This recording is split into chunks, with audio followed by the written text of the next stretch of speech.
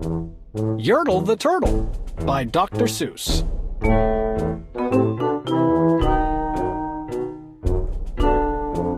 Read to me. Read it myself. Autoplay.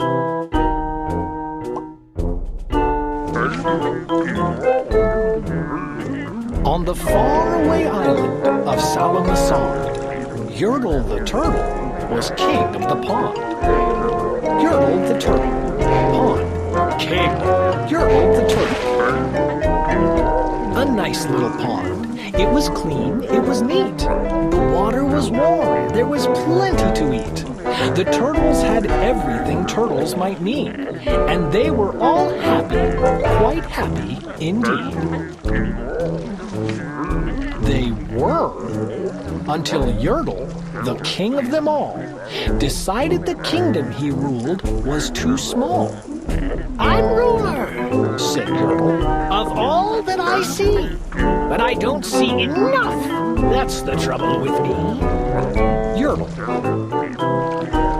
"With this stone for a throne, I look down on my pond, but I cannot look down on the places beyond. This throne that I sit on is too low down. It ought to be higher," he said with a frown. Yertle, pond. "If I could sit high, how much greater I'd be! What a king! I'd be ruler of all I could see." So Yertle, the Turtle King, lifted his hand, and Yertle, the Turtle King, gave a command. He ordered 9 turtles to swim to his stone, and using these turtles, he built a new throne. 3. The Turtle King. He made each turtle stand on another one's back, and he piled them all up in a 9-turtle stack. And then Yertle climbed up. He sat down on the pile. What a wonderful view! He could see most a mile. 9-turtle stack. "All mine!" Yertle cried. "Oh, the things I now rule! I'm king of a cow, and I'm king of a mule. I'm king of a house, and what's more beyond that, I'm king of a blueberry bush and a cat. I'm Yertle the Turtle. Oh, marvelous me, for I am the ruler of all that I see." Kingdom, house, sky. And all through that morning, he sat there up high, saying over and over, "A great king am I," until long about noon. Then he heard a faint sigh. "What's that?" snapped the king, and he looked down the stack, and he saw at the bottom a turtle named Mack. Sat, king, stack, Yertle, turtle. Just a part of his throne, and this plain little turtle looked up and he said, "Beg your pardon, King Yertle. I've pains in my back and my shoulders and knees. How long must we stand here, Your Majesty, please?" Mack. "Silence!" the king of the turtles barked back. "I'm king, and you're only a turtle named Mack." King of the turtles. "You stay in your place while I sit here and rule. I'm king of a cow, and I'm king of a mule. I'm king of a house, and a bush, and a cat. But that isn't all. I'll do better than that."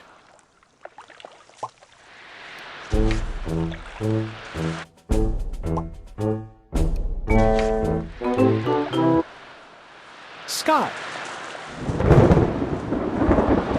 "My throne shall be higher," his royal voice thundered. "So pile up more turtles. I want about 200. Bout.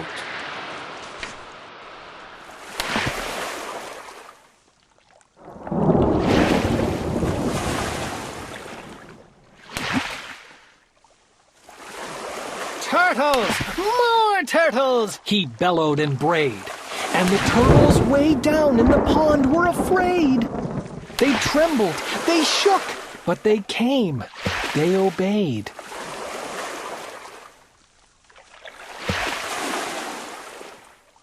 From all over the pond, they came swimming by the dozens. Whole families of turtles, with uncles and cousins. And all of them stepped on the head of poor Mack. One after another, they climbed up the stack.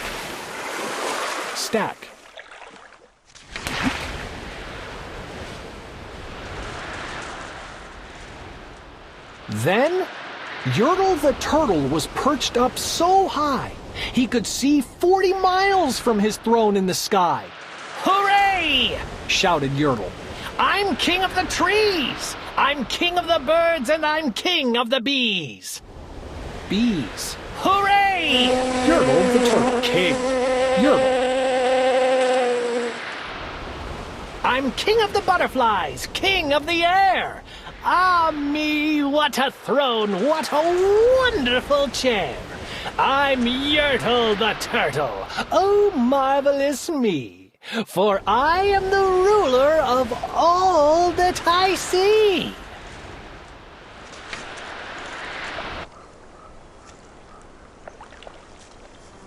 Then again from below, in the great heavy stack, came a groan from that plain little turtle named Mack. "Your Majesty, please, I don't like to complain, but down here below we're feeling great pain. I know up on top you are seeing great sights, but down at the bottom we too should have rights. We turtles can't stand it, our shells will all crack. Besides, we need food. We are starving," groaned Mack.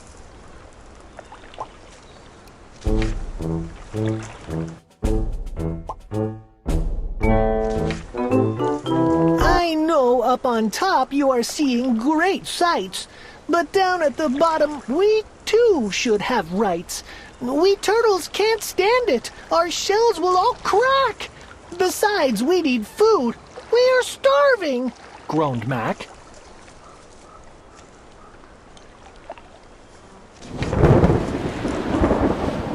"You hush up your mouth!" howled the mighty King Yertle. "You've no right to talk to the world's highest turtle. I rule from the clouds, over land, over sea. There is nothing, no, nothing that's higher than me."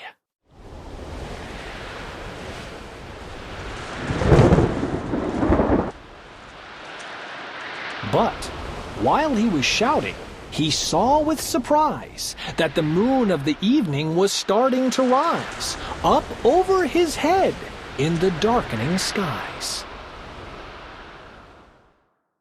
"What's that?" snorted Yertle. "Say, what is that thing that dares to be higher than Yertle the king? I shall not allow it. I'll go higher still. I'll build my throne higher. I can and I will. I'll call some more turtles. I'll stack 'em to heaven. I need 'bout 5,607. Moon.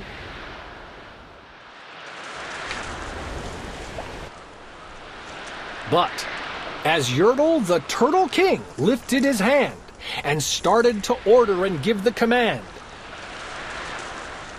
that plain little turtle below in the stack, that plain little turtle whose name was just Mack, decided he'd taken enough. And he had. And that plain little lad got a little bit mad. And that plain little Mack did a plain little thing. He burped, and his burp shook the throne of the king. Burped. And Yertle the turtle, the king of the trees, the king of the air and the birds and the bees, the king of a house and a cow and a mule. Well, That was the end of the Turtle King's rule. For Yertle, the king of all Salamasond, fell off his high throne and fell plunk in the pond. Plunk? Mud. And today, the great Yertle, that marvelous he, is king of the mud. That is all he can see. And the turtles, of course. All the turtles are free. As turtles, and maybe all creatures should be.